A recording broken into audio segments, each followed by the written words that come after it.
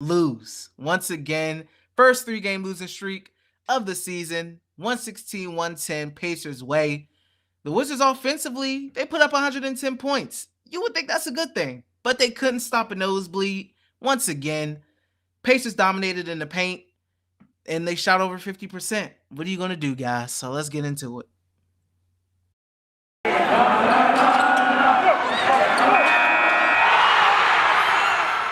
You are Locked On Wizards, your daily Washington Wizards podcast, part of the Locked On Podcast Network. Your team every day.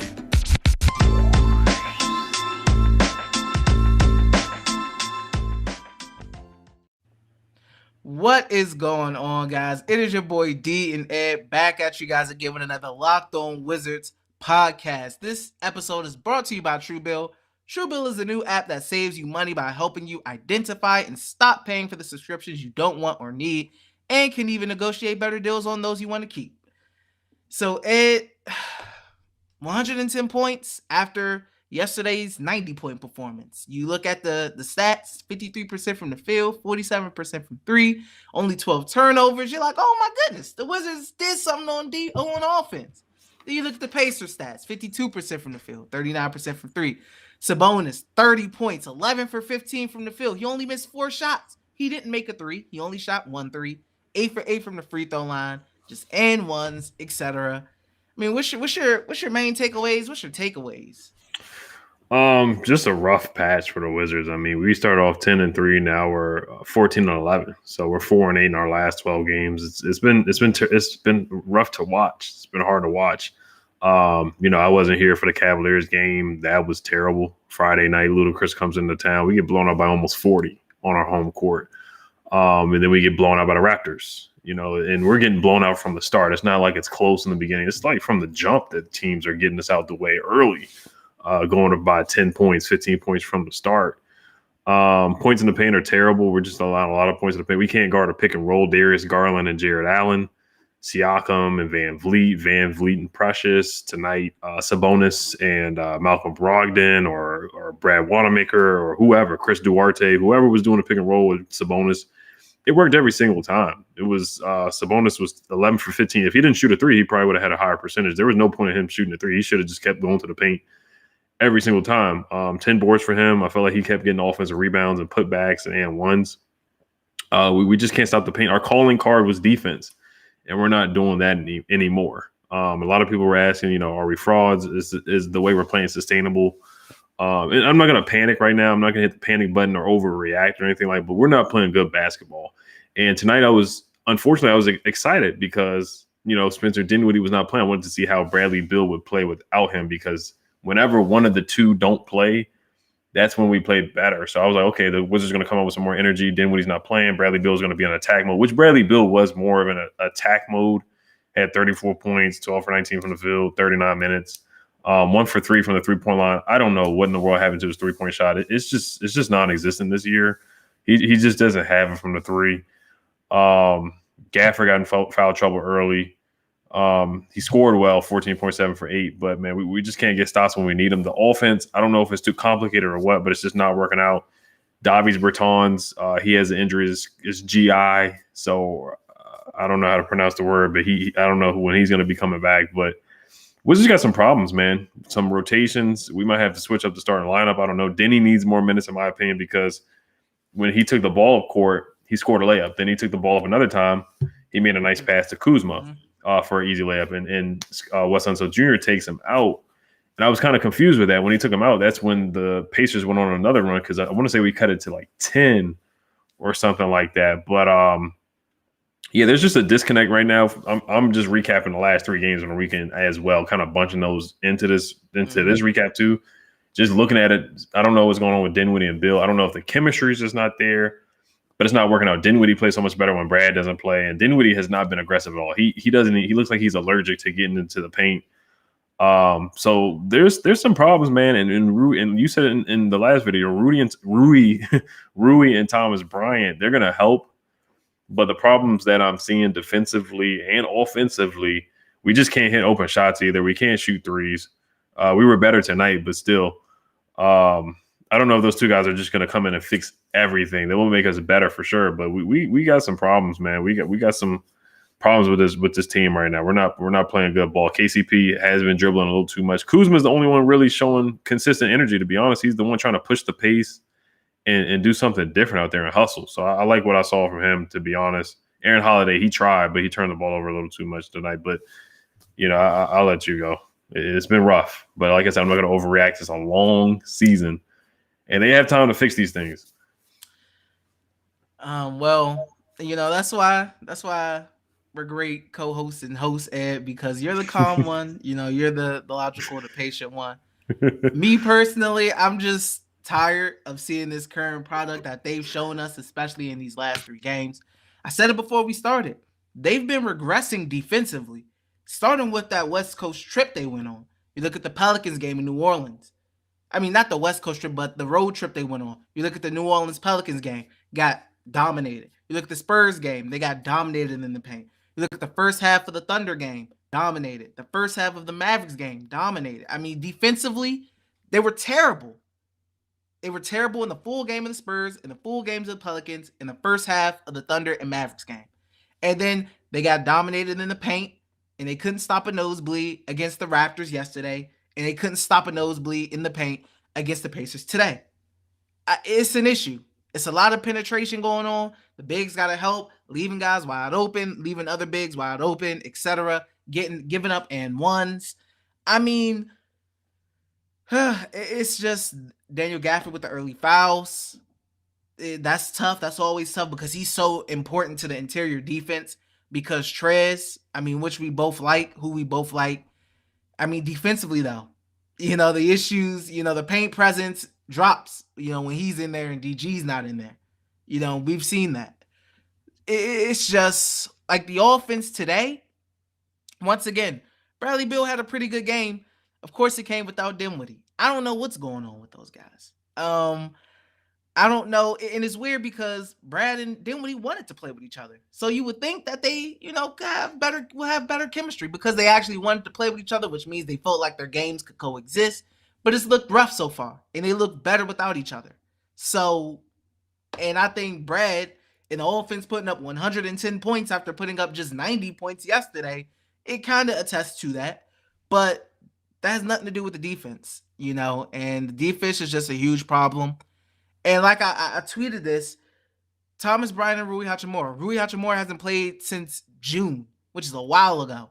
Thomas Bryant hasn't played since January. That's almost a year ago. It's going to take a while for these guys to get acclimated into playing full 5-on-5 professional basketball against opposition again. And not the go-go, and not the practice squad, practice team, and practice. It's going to take a while for these guys to start really clicking again offensively. So they'll help. Especially offensively, they'll help. But let's temper expectation on these guys coming back and just, the offense just being boosted. We're not talking about LeBron James or Kevin Durant here, coming to save the day. But defensively, they got to figure it out, man. They got to improve on the defense. The defense is regressing. And the Wizards offense can't keep up with teams putting up 116 points, etc. in regulation. They don't have the offense currently to compete with that right now. So they got to do better defensively, man. It's bad. It is bad defensively. Like I said, offensively was a little bit better, but still, there's still some things you want to see. And I'll get to some points in our next topic about guys doing a little too much. Maybe Wes's offense is a little more complicated. But before we get into that, I do have a message from our friends over at Truebill. From forgotten free trials to automatic renewals, when big companies keep charging you, Truebill is your secret weapon to save you money on subscriptions you don't need. Truebill is the new app that helps you identify and stop paying for subscriptions you don't need, want, or simply forgot about. On average, people save up to $720 a year with Truebill because companies make subscriptions hard to cancel. Truebill makes it incredibly simple. Just link your accounts and Truebill will cancel your unwanted subscriptions in one tap. And your Truebill concierge is there when you need them to cancel unwanted subscriptions so you don't have to. Truebill has over 2 million users and helps save them over $100 million. Like Matthew says, in a matter of seconds, I saved $660 for the year on my DirecTV bill, saved $120 for the year on my Cyrus, XM bill and saves $840 a year on car insurance. Don't fall for subscription scams. Start canceling today at truebill.com/lockedonnba. Go right now on truebill.com/lockedonnba. It could save you thousands a year. truebill.com/lockedonnba. And we also have a message from our friends over at Theragun. Don't let the stress of a daily life weigh on your body. Whether you're an elite athlete or someone like me just trying to make it through the day, tension-free, Theragun can help. Theragun is the handheld percussive therapy device that releases your deepest muscle tension using a scientifically calibrated combo of depth, speed, and power. And it's as quiet as an electric toothbrush. The Gen 4 Theragun doesn't just feel good, it gets to the source of the pain by releasing tension using Theragun's signature percussive therapy, which goes 60% deeper than vibration alone. Whether you want to treat your muscle tension from working out, an injury, or just the stresses of everyday life, there's no substitute for Theragun. For the Theragun Gen 4, the OLED screen and design make you feel like you're holding something from the future. Just go to their site and check it out. And the Theragun app learns from your behaviors and suggests guided routines. Theragun is trusted by 250 professional sports teams like Real Madrid and elite athletes like Paul George, DeAndre Hopkins, Maria Sharapova, hundreds of thousands of customers, and me. Try Theragun for 30 days starting at only $199. Go to therabody.com/lockedon right now and get your Gen 4 Theragun today. That's therabody.com/lockedon, therabody.com/lockedon. So before we get to you, I spoke about, before we started recording, I spoke about Wes's offense being a little difficult. Soon we're going to be heading into 30 games in the season, etc. And it's not looking like the Wizards are grasping his offense any better than before. We're still seeing a lot of the same issues, turnovers, etc. You've seen some of the turnovers today, which is bad. But, we were both saying that maybe the offense is just too complicated. I see guys like Caldwell Pope handling the ball a lot. And that's just not a role that he's accustomed to. He was in LA, he was a spot-up shooter. And that's what he's really good at. He's doing a lot of ball handling, a lot of dribbling in this offense. Bradley Beal, his role today, he was trying to score. He got to the free throw line 10 times.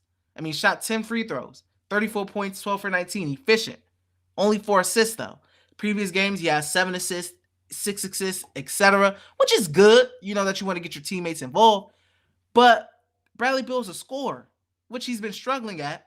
But maybe that's because he's trying to score while also trying to move the ball and facilitate. Maybe he just needs to focus on scoring. Maybe KCP needs to just focus on spot-up shooting. Maybe Spencer Dinwiddie needs to focus more on getting buckets as well and not trying to be like this Chris Paul light. I want to get my guys involved. Other guys got to get their shots too, etc. Maybe the roles need to be simplified. Maybe the offense needs to be simplified. It's calculus right now, it seems like, when it should be basic math. Roles should be reduced, in my opinion. It's a couple guys in roles that they don't need to be in, and the roles should be simplified. Let's get back to the basics here. Yeah, Wes is a smart guy. He went to Johns Hopkins, so we know he's a smart guy. But yeah, it could be calculus. They do need to simplify. Whatever is going on is just not working. Dinwiddie, I don't know if it's the knee injury, but he looked a lot confident against the Pacers. Once again, that's a game that Bradley Beal didn't play. In the first 10 games, he looked like a whole different person. I don't know what's going on with Spencer Dinwiddie right now. I don't know if he's trying to prove a point by just passing the ball and just saying that the other guys are doing too much, that they need to relax. But yeah, the Cavs game was terrible. He didn't. I don't even think he shot a point in the paint. The Raptors game, he did play. He was a little bit more aggressive, but still not enough. This is, Tommy Shepard made a huge trade to get Spencer Dinwiddie here. It was like a 5-team, 6-team trade to get him here. We paid him 3 years, $62 million to be the guy that we saw in Brooklyn, 20.7 assists. He was getting downhill, creating, fighting through, finishing through contact, getting to the free throw line a lot. That's the thing that Spencer Dinwiddie does. He's not a 3-point shooter. That's not his calling card. And now all he does is just wait until the fourth quarter to be aggressive, and then he just wants to shoot threes. KCP tonight, it was a fourth quarter. We cut it to 10. We had a chance to cut it to single digits, and we actually were going on a run. And guess what? KCP had a double dribble on the 3-point line. That killed us. Sometimes he does dribble the ball a little too much. Kuz can too, but I'm starting to like Kuzma being more aggressive. I'm starting to like him not just settle for a three, because sometimes nobody else wants to be aggressive and get to the paint. Everybody just wants to settle for threes or one pass and just go. So something's gonna happen. Maybe some more pick and rolls with Gaff. Just trying to push the pace, do something different. We got to mix it up. Like I said earlier, Bertans, he has a stomach virus. That's why he didn't come back in. We'll see if he plays on Wednesday night against the Pistons. The Pistons will be a gut check game. You know, we're gonna probably preview that game tomorrow. But if we go out there lazy and lackadaisical against the Pistons, I know everybody's gonna say the Pistons are terrible because of their record and because they're young. But if we keep playing the way we play, we're gonna be in the same boat as the Detroit Pistons. We could have a similar record like them if we keep playing the same way we playing. And we're playing. It just looks like guys are not engaged. Guys are not locked in. Looks like we just hit a wall right now. We hit a wall, and the chemistry right now is just not working. I do want to see. He might have to switch the lineup. I don't know. I do want to see Denny get some more playing time. Kispert came in and provided he made a three. He cut to the basket, missed a layup. So I do want to see him get a little bit more playing time as well. But yeah, we're just not defending. We're not rebounding the ball. That's how we won games earlier. Trez's energy, rebounding the ball, and playing defense. But it's not going to work every game. You do have to be able to score the ball in today's league. You're going to have to score points. You're not going to win every game under 100 points. It's just not going to happen. So Bradley Beal is a capable scorer, but he's been inconsistent this year too. He has definitely not lived up to the Bradley Beal that we know at all. Like not even near it, not even close to it, to be honest with you. So these guys got to wake up. You know, Wes, he's going to have to make some changes. And, you know, defensively, we're just going to have to lock in. I don't know. Yeah, we're just not playing the basketball that we did when we were 10-3, like not even close right now. Yeah. And I mean, I think a lot of that has to do with, you know, you can look at Montrez. He's kind of came back down to earth a little bit because he was going crazy when the season started. Like, he was going really crazy. And that helped mask a lot of, you know, issues that were going on earlier. Spencer Dinwiddie was starting off strong. He started off strong, you know, but I think a little return to earth for guys like Montrez. And then your top three players. Brad has struggled when the whole team's, you know, except for Roy and TB, when the full team's healthy and Brad and Dinwiddie are playing together, your two of your top three have struggled playing together. That's never good. When your top three highest paid guys on the team are all struggling, your team's going to struggle.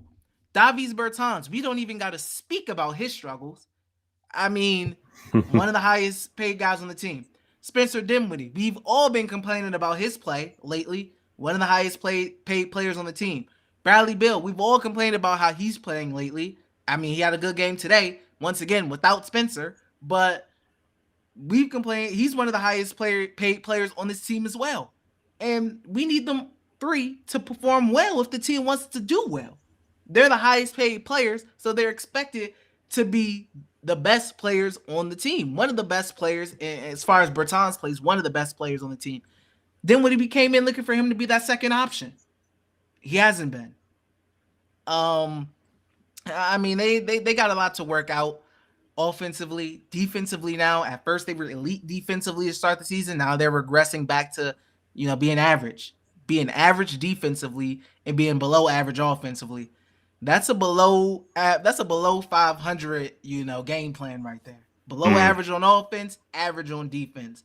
Seems like a below 500 game plan, personally, to me. It does. And Trez was playing at the MVP level, and he has cooled off. You do see some of the defensive deficiencies that I brought this up a couple game probably against the Spurs when you saw some of the flaws when he's with the Lakers and the Clippers. Why, you know, he didn't get some playing time towards the end, but he's been the best player on the team at times. But yeah, we definitely are not getting the 20 and 10 Trez that we got earlier. But you know, before, you know, we'll get to the player of the game and X factor of the game. But before we get to that, this episode is brought to you by Boost Mobile. You listen to podcasts for the power of the inside track. You switch to Boost Mobile for the power of saving money. Because with Boost, you get the power of a free 5G phone so you can listen to the latest episodes and keep up with your favorite players and teams. Power of 3 unlimited data lines for $30 a month per line so your family can share all the insights and the power of one of America's largest 5G networks, so you can do it all at the speed of 5G. With all that money you'll save and all that edge you'll gain, just how powerful will you become? Switch to Boost Mobile and find out. Get a free Samsung Galaxy A32 5G when you switch to one of America's largest 5G networks. More power to save. Boost Mobile. Free phone, limited to new customers and one per line. Additional restrictions apply. Offer coverage is not available everywhere or for all phones/networks. See boostmobile.com for details. All right, so before we head out, who was your player of the game and who was your X factor? Player of the game, I gotta go with Sabonis. I mean, he dominated. He ate. He was killing the Wizards. It's simple as that, killing the Wizards. X factor, I would say Brissett off the bench. I mean, he was killing them from three. He was 3 for 3 from the 3-point line, 4 for 6 from the field, 12 points, and he was on the board, 8 rebounds. He was a big factor in the Wizards getting, crushed too. So those two guys right there for the Pacers for sure. Yeah, we'll go with Sabonis. I like Miles Turner only had 5 points. Like, he barely did anything. He killed us the first game we played him. He had 40 points.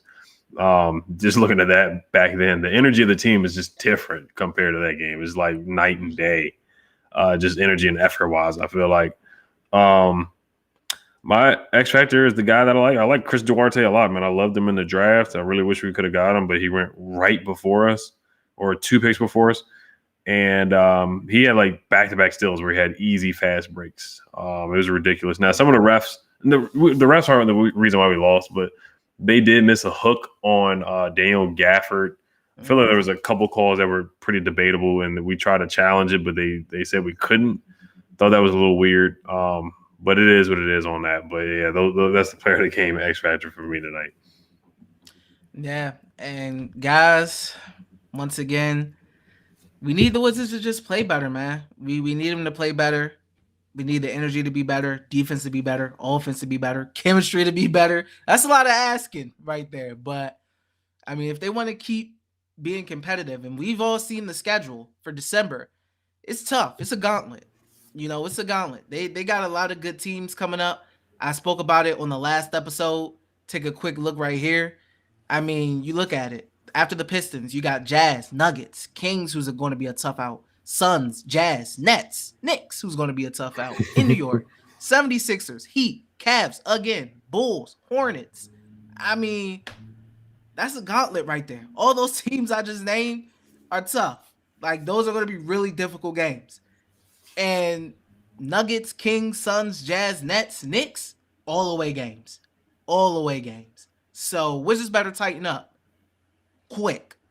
That's all I got to say. But guys, once again, I want to thank you all for making Locked On Wizards your first listen each and every day. Now for your second listen, Locked On Bets, your daily one-stop shop for all your gambling needs. Locked On Bets, hosted by your boy Q with expert analysis and insight from Lee Sterling. Well, guys, maybe one day we'll be able to end it off with a dub again. Yeah, 3 straight losses. This is the first time this year. We don't want to have this happen again, but we'll get a dub soon. We just got to take care of business against the Pistons. Like I said, I'm not going to be doom and gloom and panic. I know a lot of people are, but we'll end it here and pick up tomorrow. Thank you guys for watching. Make sure you guys subscribe and hit the notification bell. Have a good night.